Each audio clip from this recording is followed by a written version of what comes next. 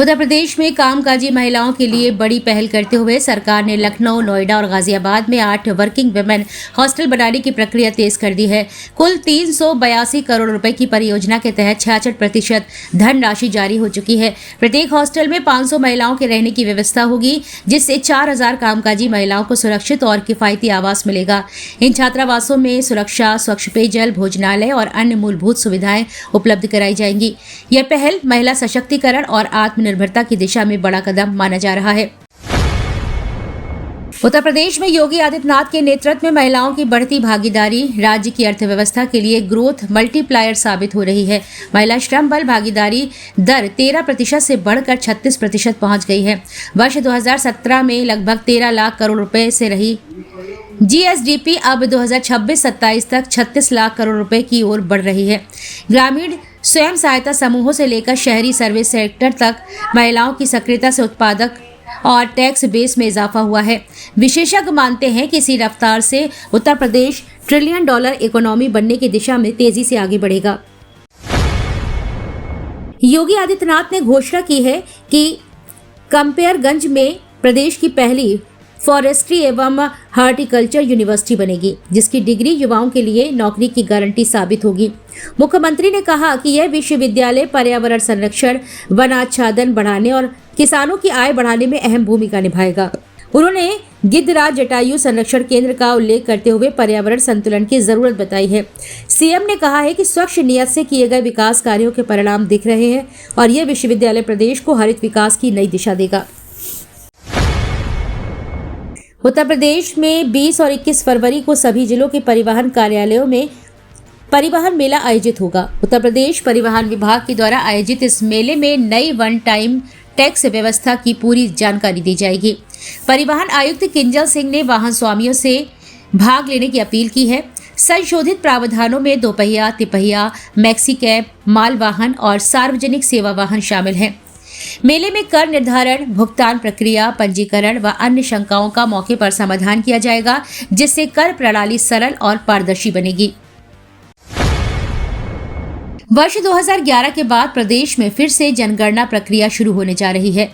पहले चरण में 17 से 20 फरवरी तक 27 जिलों के मास्टर ट्रेनर्स को विशेष प्रशिक्षण दिया जाएगा। इनमें आगरा, गाजियाबाद और वाराणसी समेत कई जिले शामिल हैं। प्रशिक्षण के बाद ये ट्रेनर जनगणना कर्मियों को तैयार करेंगे। 20 मई से 20 जून के बीच हाउस होल्ड सर्वे होगा, जिसमें 33 प्रश्न मोबाइल ऐप के जरिए पूछे जाएंगे। सरकार का लक्ष्य है कि पूरी प्रक्रिया पारदर्शी, डिजिटल और समयबद्ध तरीके से संपन्न हो।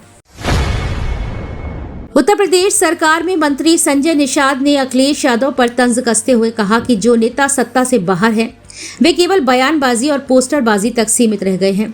उन्होंने मुख्यमंत्री योगी आदित्यनाथ के बयान का समर्थन करते हुए कहा कि देश संविधान से चलता है और सरकार धार्मिक व्यवस्था व संत महात्माओं को पूरा सम्मान देती है। निषाद ने सवाल उठाया कि पूर्व सरकार ने अपने कार्यकाल में कितना सम्मान दिया, ये जनता भली भांति जानती है। योगी आदित्यनाथ ने गोरखनाथ मंदिर में आयोजित जनता दर्शन में अधिकारियों को निर्देश दिया कि गलत जांच रिपोर्ट लगाने वालों पर एफआईआर दर्ज की जाए। उन्होंने करीब 150 लोगों की समस्याएं सुनी और समयबद्ध निष्पक्ष निस्तारण के आदेश दिए हैं। जमीन कब्जा और चिकित्सा सहायता से जुड़े मामलों में सख्त कार्यवाही के निर्देश भी दिए हैं। सीएम ने कहा कि लापरवाही अक्षम्य होगी। कार्यक्रम के दौरान उन्होंने बच्चों को दुलार किया और मंदिर की गौशाला में गौ सेवा कर पर्यावरण व करुणा का संदेश दिया है। उत्तर प्रदेश के अंबेडकर नगर में जन चौपाल के दौरान डिप्टी सीएम केशव प्रसाद मौर्य ने समाजवादी पार्टी और भारतीय राष्ट्रीय कांग्रेस पर तीखा हमला बोला है। उन्होंने आरोप लगाया कि सपा शासन में गुंडागर्दी चरम पर थी, जबकि वर्तमान सरकार में कानून व्यवस्था मजबूत हुई है। मौर्य ने कहा कि 2027 ही नहीं, 2047 तक विपक्ष सत्ता में नहीं आएगा। उन्होंने गरीब कल्याण, महिलाओं के स्वयं सहायता समूह और विकास योजनाओं का जिक्र करते हुए भाजपा को फिर से विजयी बनाने की अपील की है। अखिलेश यादव ने शंकराचार्य पर की गई कथित अपमानजनक टिप्पणी को लेकर तीखी प्रतिक्रिया दी है। उन्होंने कहा है कि परम पूज्य शंकराचार्य के बारे में अपशब्द बोलना शाब्दिक हिंसा और पाप है। उन्होंने आरोप लगाया है कि महाकुंभ मौतों के आंकड़ों और मुआवजे को लेकर भी सरकार पारदर्शी नहीं है। अखिलेश ने तंज कसते हुए कहा कि बयान देने वाले को लड़खड़ाता प्रायश्चित करना पड़ेगा। उन्होंने भाजपा विधायकों को जनता का सामना करने की चुनौती देते हुए नैतिक अधिकार पर सवाल उठाया है। आधार में जन्मतिथि बदलने के नियम सख्त किए जा रहे हैं। भारतीय विशिष्ट पहचान प्राधिकरण के अनुसार अब अलग जन्म प्रमाण पत्र बनवाकर जन्मतिथि अपडेट नहीं हो सकेगी। आवेदक को पहले जारी प्रमाण पत्र में ही संशोधन कराना होगा और जन्म पंजीकरण संख्या वही रहनी चाहिए। नई पंजीकरण संख्या वाला प्रमाण पत्र मान्य नहीं होगा। अधिकारियों के मुताबिक करीब 80% संशोधन जन्मतिथि से जुड़े होते हैं। नए नियम से उम्र में हेरफेर रोक लगेगी और आधार डेटा अधिक पारदर्शी व विश्वसनीय होगा। अजय राय ने लखनऊ में प्रेस वार्ता कर भाजपा सरकार पर किसानों के उत्पीड़न का आरोप लगाया है। उन्होंने कहा है कि नए कानूनों के जरिए किसानों की जमीन छीनने की कोशिश हो रही है। विरोध में 17 फरवरी को विधानसभा का घेराव किया जाएगा। भारतीय राष्ट्रीय कांग्रेस की किसान इकाई प्रदेश भर में किसान अधिकार गांव संवाद अभियान चलाएगी। राय ने शंकराचार्य विवाद पर भी प्रतिक्रिया देते हुए कहा कि धार्मिक पदों पर सवाल उठाने से पहले सरकार को आत्मबंधन करना चाहिए। निलंबित पीसीएस अधिकारी अलंकार अग्निहोत्री ने वृंदावन में राजनीतिक दल बनाने की घोषणा की है। उन्होंने कहा है कि पार्टी का नाम सनातन या सवर्ण समाज पार्टी हो सकता है और इसके लिए जल्द चुनाव आयोग से संपर्क किया जाएगा। ब्राह्मण सेवा संघ के कार्यक्रम में उन्होंने वोट बैंक की राजनीति पर सवाल उठाए हैं। साथ ही यूजीसी SC/ST एक्ट और श्री बांके बिहारी मंदिर कॉरिडोर को लेकर भी सरकार की नीतियों की आलोचना की है। अखिलेश यादव ने उन्नाव में चुनाव आयोग और भाजपा पर निशाना साधते हुए SIR व फॉर्म 7 प्रक्रिया पर सवाल उठाए हैं। उन्होंने आरोप लगाया है कि वोट काटने की साजिश हो रही है। योगी पर तंज कसते हुए पूछा कि उन्हें योगी का सर्टिफिकेट किसने दिया और कहा कि भगवा धारण या कान छिदवाने से कोई योगी नहीं बनता है। उन्होंने केंद्र राज्य संबंधों, बाजार नीति और संविधान के मुद्दे पर भी सरकार की आलोचना की।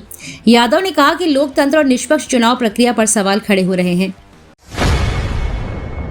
ओम प्रकाश राजभर ने यूपी विधानसभा में सपा के PDF फार्मूले पर तंज कसते हुए कहा कि विपक्ष खुद इसकी स्पष्ट परिभाषा तय नहीं कर पा रहा है।